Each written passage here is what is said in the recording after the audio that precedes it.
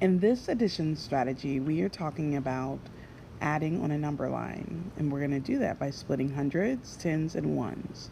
So at the top, I've written my equation, and then I'm going to draw in an open number line. Open number line just means that we can start our first number wherever we would like to.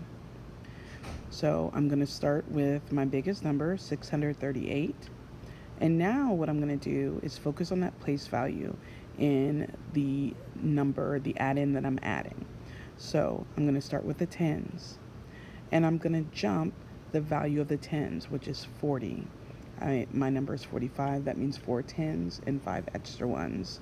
So I'm jumping 40. I can also show that by jumping by tens. And down below you see here that I am focusing on 38, the 38 from the 638, and adding 40 to that to get to 78.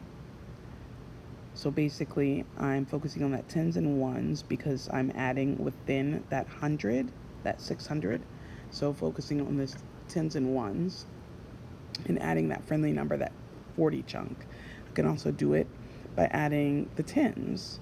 So 10 plus 10 plus 10 plus 10 to get to 40. And I want to make sure that I mark that 678 that I landed on.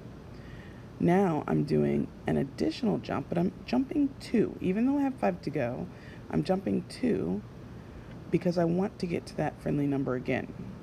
So 680 is easier to add the remaining of the 5 to than starting at 678 and adding 5.